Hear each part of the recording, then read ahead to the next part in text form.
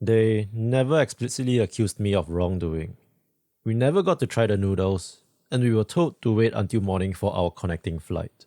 Before letting me go, one officer gave a parting warning. Don't write about our encounter.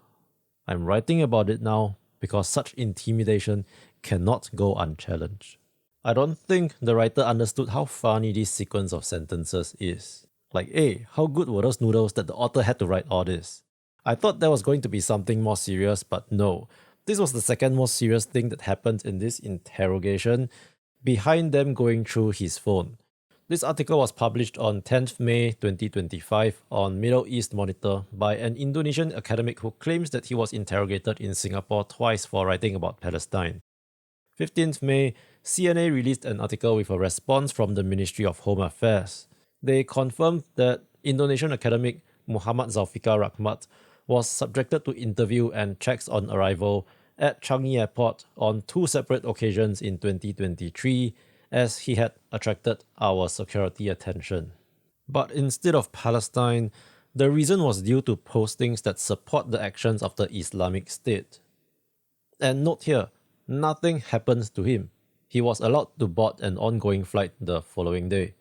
The rest of the article summarizes the opinion article on Middle East Monitor, so let's look at that instead. So back in February 2023, Zulfikar was transiting through Singapore with his wife, going back to Indonesia from South Korea.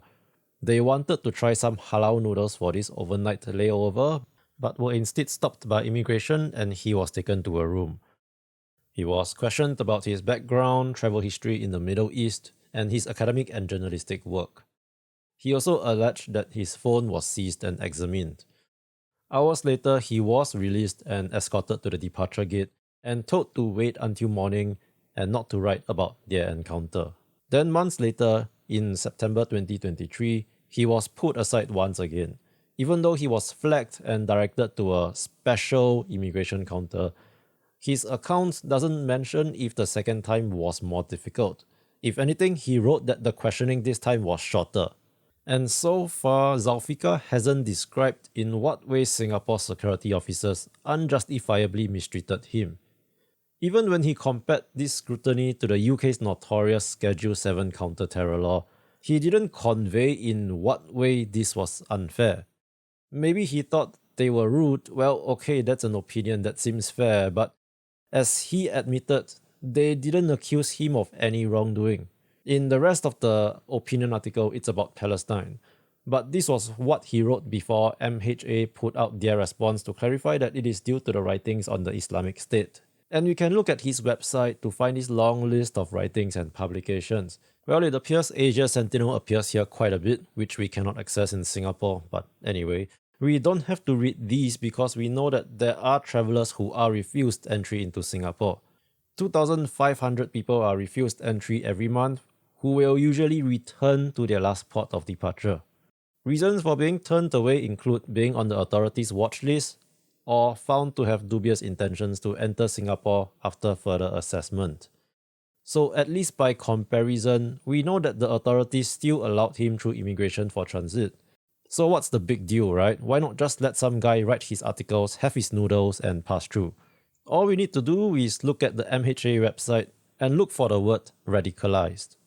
In fact, a lot of these aren't even foreigners. Scroll back up and you'll find a lot of Singaporeans. And since this happened in 2023, let's look at the terrorism threat report for that year. Key observations: Islamist terrorists continue to disseminate propaganda, fueling the spread of violent ideologies that radicalized individuals. Of the 49 identified this year, 5 youths even planned to carry out attacks in Singapore. If we look at a certain case in 2016, a Singaporean who resettled in Australia and coincidentally shares the name Zulfikar, Point 4 says this person wanted followers to reject the Western secular democratic nation-state system and establish an Islamic caliphate in its place. And Point 5 says that he also has tried to hide his real motivations by putting out moderate-sounding views. But in reality, he believes in the use of violence to overthrow the democratic system. And to be clear again, this is a different Zulfikar. But this is basically what security officers wanted to know, right? Was the Indonesian academic Zulfikar trying to hide real motivations behind moderate-sounding views?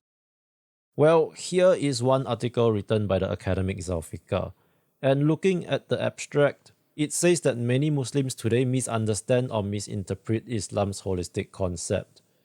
The issue arising from the pervasive influence of secularism and liberalism in the Islamic world. And I don't want to just assume that he is pro-violence, but considering that Singapore is a secular state, it should be understandable why security officers may want to understand what he means by pervasive influence of secularism. And going back to the opinion article, it doesn't seem like Zulfikar mentioned the Islamic State, instead choosing to write about Palestine. So was this a case of avoiding the topic for more moderate-sounding views, or was that somehow not mentioned in the hours of questioning? I mean, I also don't like that things are censored. But so far there's no strong evidence, and I would have thought this was written by some random keyboard warrior, rather than a PhD affiliated with NUS Middle East Institute.